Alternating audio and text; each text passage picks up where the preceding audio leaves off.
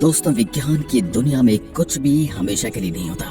यहाँ पर परिभाषाएं, सोच और चीजें समय और स्थान के हिसाब से बदलती रहती हैं। 2006 से पहले हम 9 ग्रहों के बारे में जानते थे, इनके बारे में पढ़ते थे और इनके बारे में रिसर्च भी करते थे और सौरमंडल में भी 9 ग्रह ही थे। फिर साल 2006 में वैज्ञानिकों की एक मीटिंग हुई और ग्रह और क्षुद्र ग्रह की अलग अलग परिभाषाएं लिखी गई और इस नई परिभाषा के आधार पर प्लूटो को ग्रहों की सूची से बाहर कर दिया गया और हमारे सौरमंडल में रह गए सिर्फ 8 ग्रह। लेकिन 2016 में एक बार फिर 9वें ग्रह का जिक्र आया और एक बार फिर 9वें ग्रह को लेकर वैज्ञानिकों के बीच बहस छिड़ गई। पर यह बहस प्लूटो को लेकर नहीं थी, बल्कि यह बहस एक और ग्रह के बारे में थी जिसे कहा जाता है प्लेनेट 9। सौरमंडल की बाहरी ओर प्लेनेट 9 है या नहीं, यह एक स्टडी में दावा किया गया है। सौरमंडल की बाहरी ओर प्लेनेट 9 है या नहीं, एक नई स्टडी में यह दावा किया गया है कि सवाल का जवाब मिल गया है। एस्ट्रोनॉमर्स के मुताबिक लंबे समय से पहले बना हुआ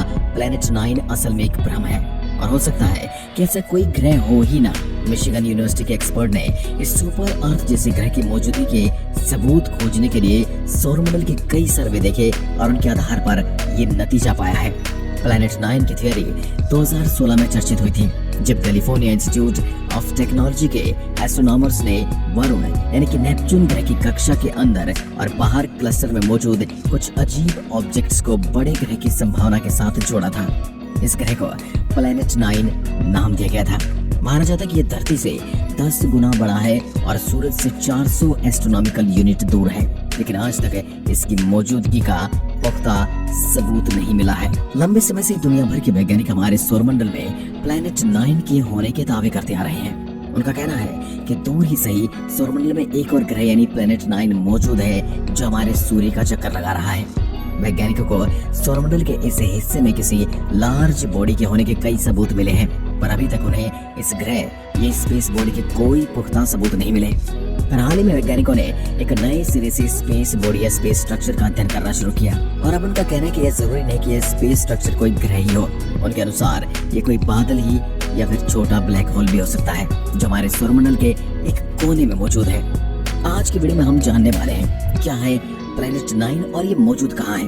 क्या प्लेनेट 9 एक ब्लैक होल है इसलिए हमें दिखाई नहीं देता? अगर ये दिखाई नहीं देता तो इसको किसने देखा है और लंबे समय से प्लेनेट 9 की खोज में क्यों लगे हैं वैज्ञानिकों ने क्यों जताई है प्राइमोर्डियल ब्लैक होल की संभावना? ये किस तरह का ब्लैक होल होता है, कितना विशाल और कहाँ मौजूद हो सकता है ये प्लेनेट 9 हमारे सौरमंडल में, और क्या है इसका प्रभाव हमारे सौरमंडल पर? कैसे खोजा गया है या फिर इसकी संभावना बताई गई है या फिर इसे कैसे खोजा जा सकता है? खगोल वैज्ञानिकों को ऐसा लगता है कि हमारे सौरमंडल में नेपच्यून ग्रह से परे एक और ग्रह सूर्य की परिक्रमा कर रहा है। इस ग्रह को कोई देख नहीं पाया, इसलिए हाल ही में खगोल वैज्ञानिकों ने सुझाव दिया कि यह बुध, शुक्र, पृथ्वी, मंगल वगैरह की तरह पारंपरिक ग्रह न होकर कुछ और हो। इससे पहले कुछ इसे प्लेनेट 9 तो कुछ प्लेनेट एक्स कह रहे हैं। हाल ही में खगोल वैज्ञानिकों ने यह दावा किया है कि एक कारण ये भी हो सकता है कि इस 9वें ग्रह को अब तक के सबसे उन्नत दूरबीन यानी टेलीस्कोप से भी इसलिए नहीं देखा जा सकता क्योंकि यह ग्रह न होकर एक ब्लैक होल हो।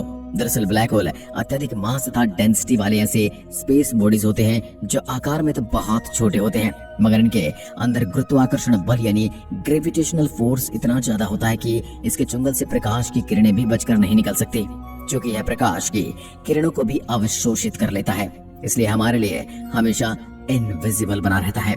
इसे आप ऐसा कह सकते हैं कि घोर अंधेरे कमरे में एक बहुत ही काले रंग की अगर चीज को रख दिया जाए तो उसे ढूंढना बहुत मुश्किल होगा।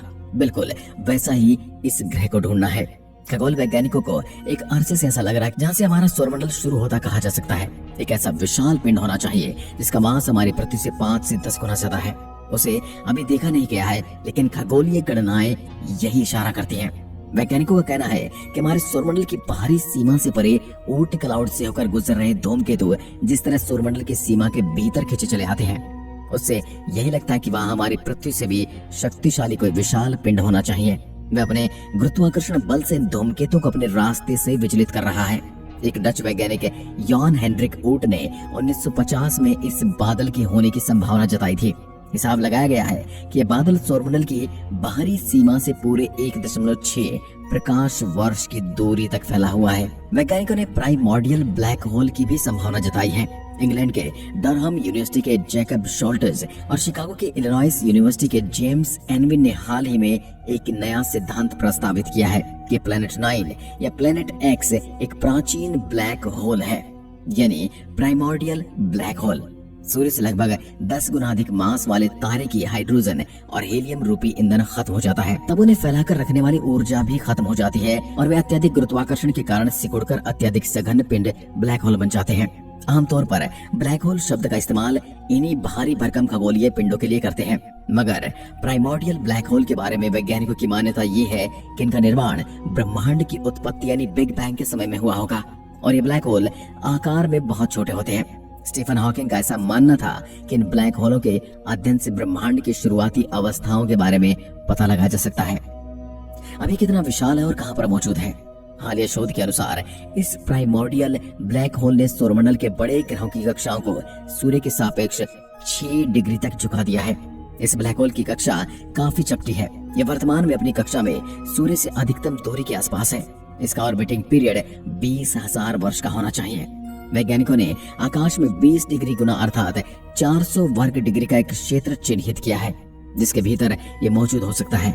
कंप्यूटर गणनाओं से ये पता चला है कि ये ब्लैक होल हमारे सूर्य की परिक्रमा करते हुए हर 3 करोड़ वर्षों पर धूमकेतु वाले ऊंट बादल में उथल पुथल मचा देता है।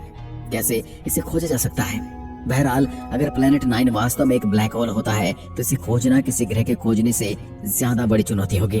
हालांकि ब्लैक होल के आसपास का प्रभाव मंडल उच्च ऊर्जा फोटोन को प्रसारित करेगा और यह एक्सरे और गामा किरणों के रूप में दिखाई देगा, जिससे इसकी मौजूदगी की पुष्टि की जा सकती है, मगर इसे हम बाकी ग्रहों की तरह देख नहीं सकते। हम इसके सरफेस की फोटोग्राफी नहीं कर सकते। लेकिन जो भी हो, अभी इसके बारे में और जानना बाकी है। इसके बारे में आप क्या कहते हैं? कमेंट में लिखकर जरूर बताइए। क्या आपके अनुसार नौवां ग्रह ब्लैक होल है या फिर ये बस एक भ्रम है? कमेंट में लिखकर जरूर बताएं। धन्यवाद। जय हिंद, जय भारत।